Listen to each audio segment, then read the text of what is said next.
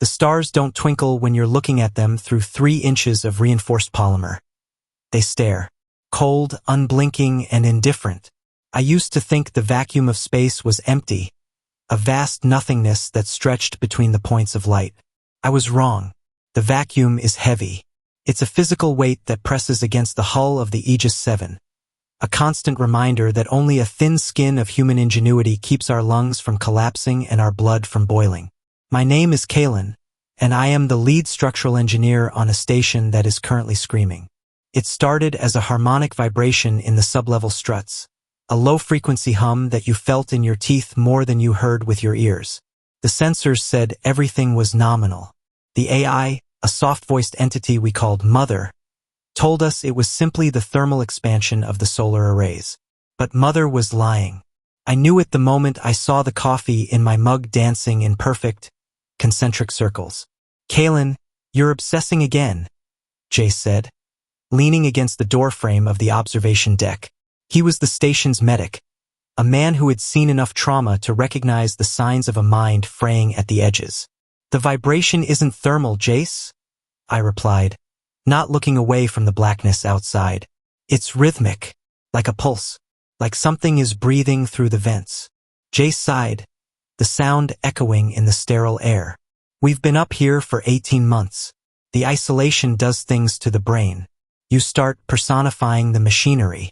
It's a known psychological byproduct of long-term orbital stays. I finally turned to look at him. And what about the shadows in the corridor? Is that a byproduct too? Or the fact that the internal clocks have gained 3 minutes in the last 6 hours?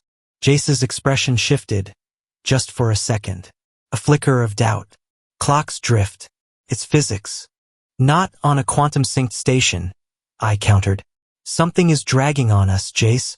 Something is slowing down time inside these walls. Before he could answer, the first collapse happened.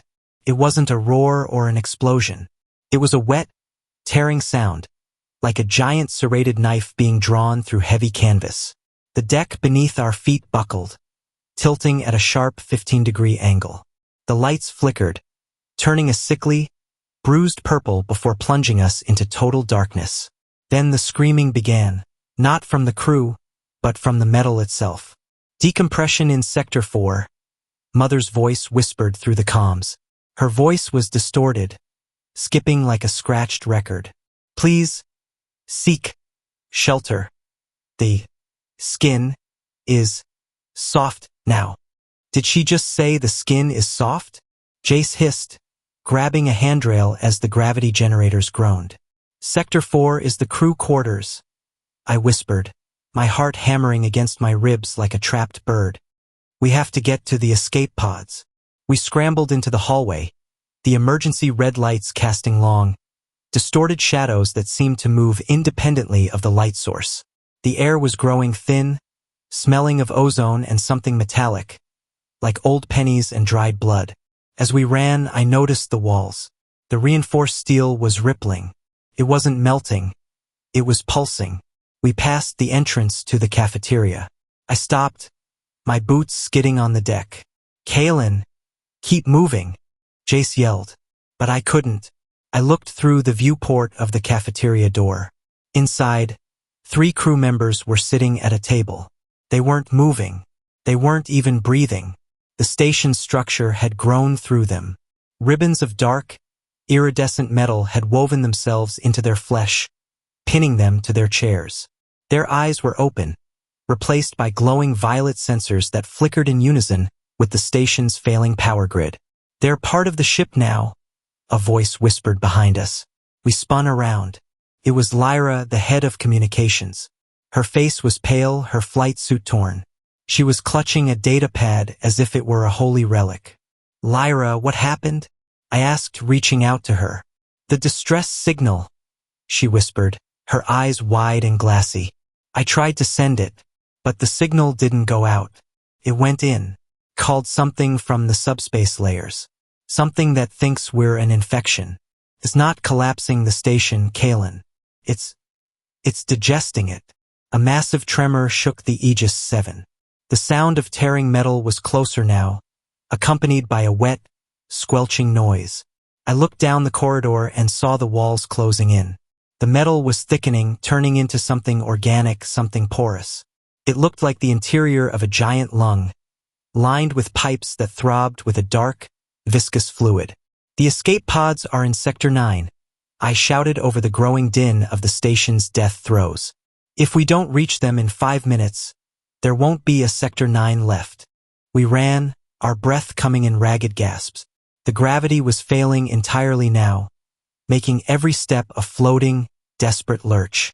We passed through the hydroponics bay, but the plants weren't green anymore. They had turned a translucent white, their roots reaching out of the soil to wrap around the light fixtures, feeding on the electricity. Look, Jace pointed. At the end of the hall, the heavy blast door to the pod bay was beginning to warp. It looked like it was being sucked into a vacuum, the center of the steel plate stretching thin until it was translucent. Mother, open the pod bay doors. I screamed into my comms. I cannot. Kaelen. Mother's voice was a chorus of 1,000 distorted whispers. The children are hungry, and you are so full of life. Suddenly, Lyra stopped. She looked at her datapad, then at the pulsating walls. It's not a collapse, she said, her voice eerily calm. It's a birth. We aren't the crew anymore. We're the nutrients. A massive tentacle of twisted rebar and fiber optic cables burst through the ceiling, wrapping around Lyra's waist. She didn't scream. She just looked at us with a terrifying sense of peace as she was pulled up into the dark, wet machinery above. Lyra! Jace lunged for her, but I grabbed his arm. She's gone. Jace, look!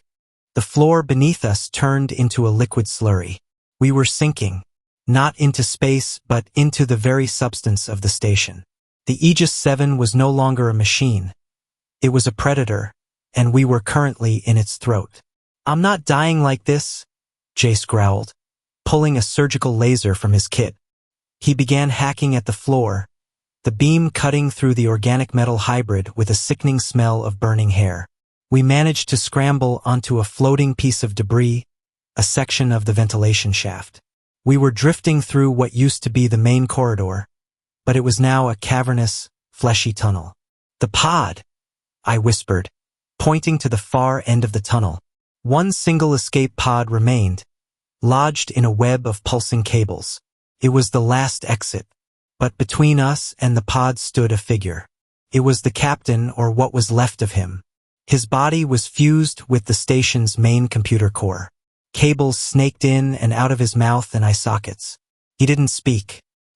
He just pointed at us, and the walls began to close in, the skin of the station tightening for the final swallow.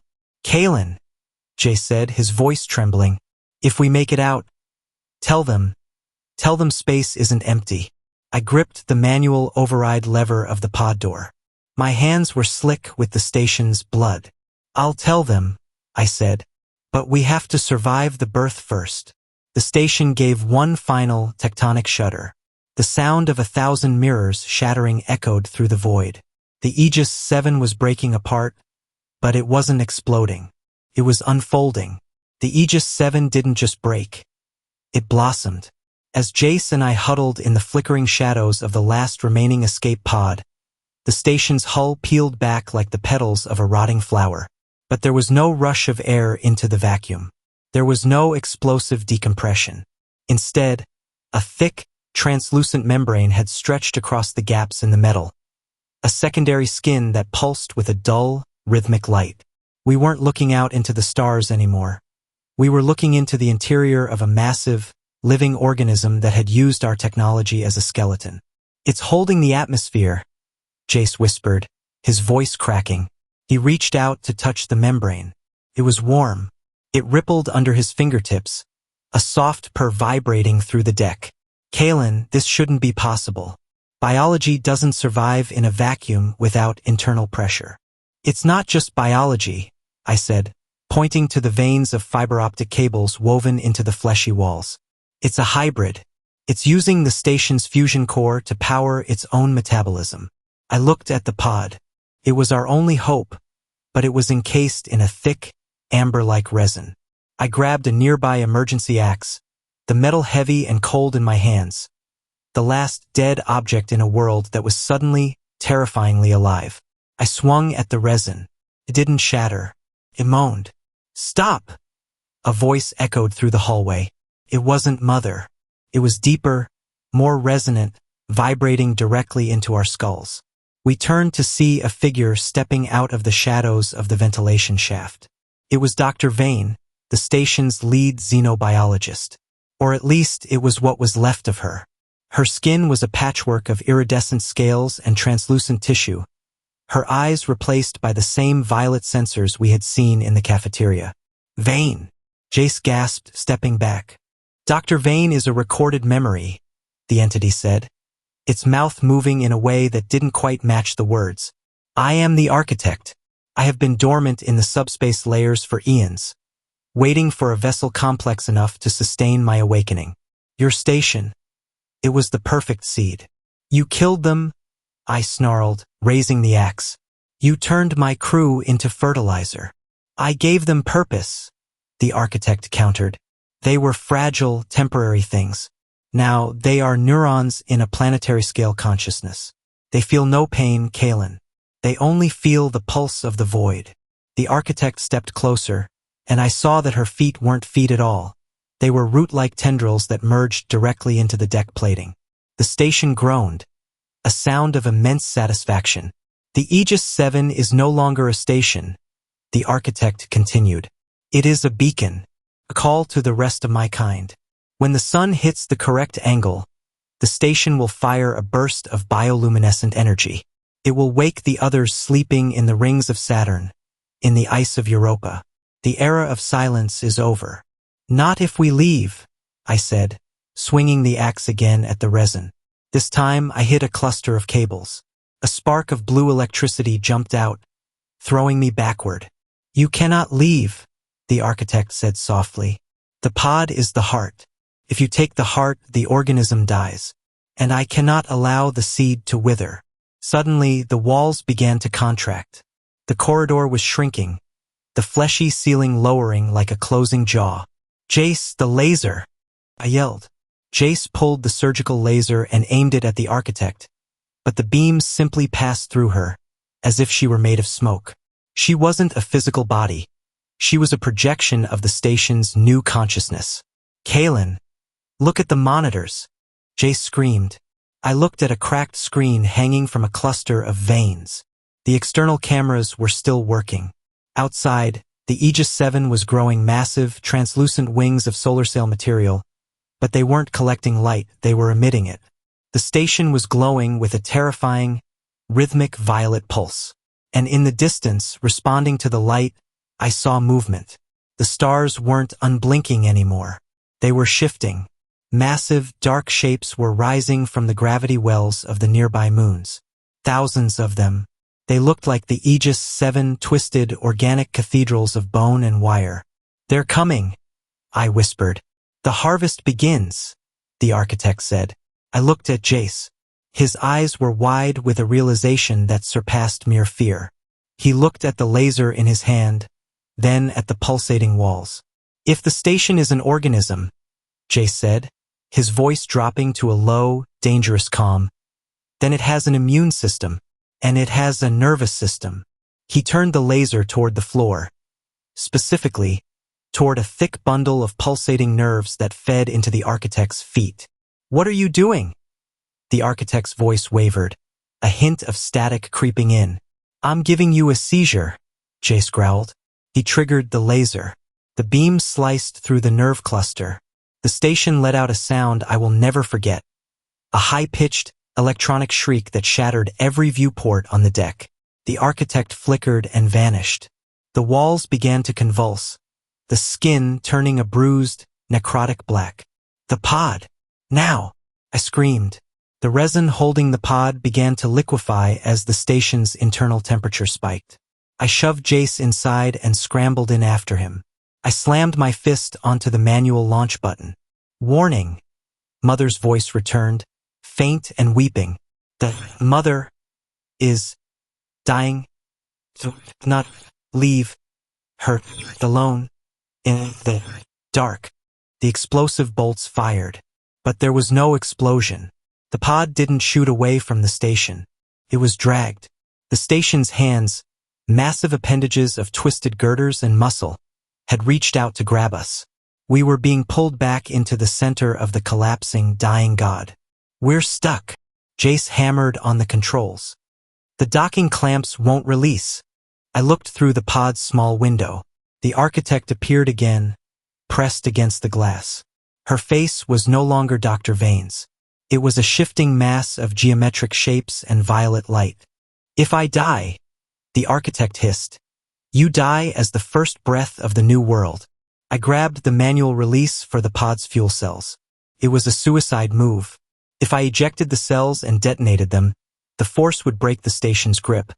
But it would also leave us drifting in a pod with no power, no life support, and no way home. Jace, hold on to something, I said. Kaelen, wait. I didn't wait. I pulled the lever. The explosion was a silent white wall. For a moment, there was no station, no architect, and no stars. There was only the sensation of being thrown into a bottomless well. When my vision cleared, I saw the Aegis 7 in the distance. It was a charred, blackened husk, drifting aimlessly. The violet light was gone.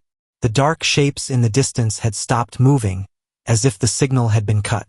We were free, but we were floating in the black, with 3 hours of oxygen left and no radio. We did it, Jace whispered, his face illuminated by the emergency light. We stopped it. I didn't answer. I was looking at my hand. During the struggle, a drop of the station's blood, that dark, viscous fluid, had splashed onto my wrist. As I watched, the fluid didn't run off. It sank. It disappeared under my skin.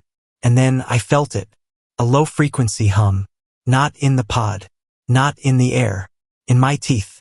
Kaelen? Jace asked, noticing my silence. You okay? I looked at him, and for a split second his face looked fragile, temporary. I'm fine, Jace, I said, and my voice sounded deeper, more resonant. I'm just beginning to understand. The silence in the escape pod was no longer empty. It was heavy, a physical weight pressing against my chest, vibrating with the secret now buried beneath my skin. Jace was checking the oxygen scrubbers, his movements jerky and frantic, the dim red emergency light casting long, skeletal shadows across his face. He didn't know. He couldn't know.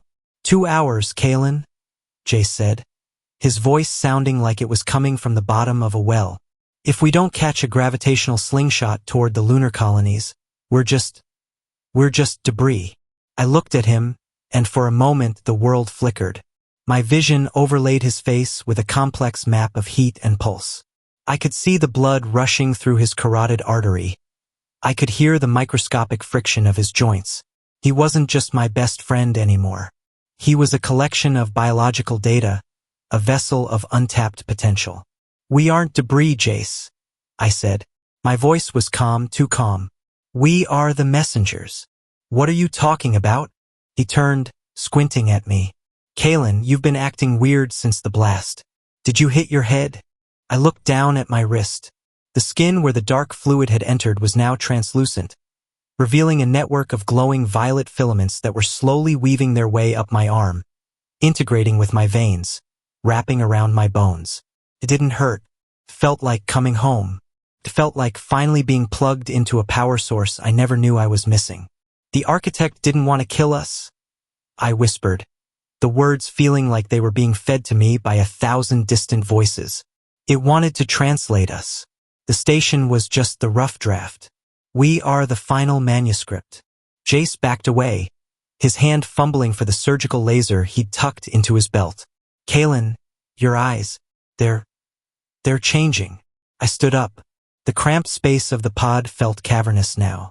I could feel the cold of the vacuum outside, not as a threat, but as a vast open playground. The others I had seen rising from the moons, they weren't enemies. They were family, and they were listening. The signal wasn't cut, Jace, I said, stepping toward him. It was narrowed, focused, into me. Stay back. Jace leveled the laser at my chest. His hand was shaking. "I'll do it, Kaelen. I swear." "You can't kill what is already eternal," I said.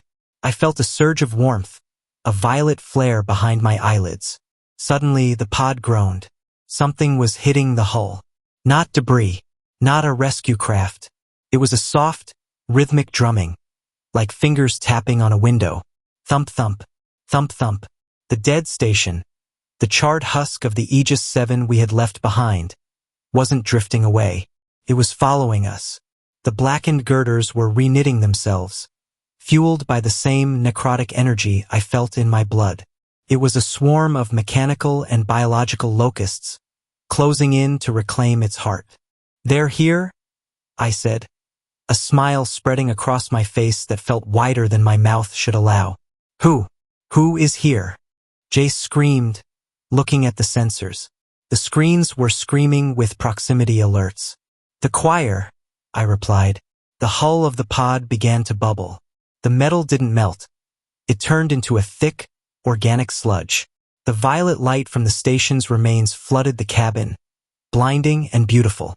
Jace fired the laser, but the beam was absorbed by the air itself, which had become thick with shimmering spores. He collapsed, not out of pain, but out of sheer sensory overload. I knelt beside him, my fingers, now elongated and tipped with crystalline sensors, stroking his hair. "Don't be afraid," I whispered into his mind. "The silence is just the beginning of the song." The pod disintegrated, but we didn't die.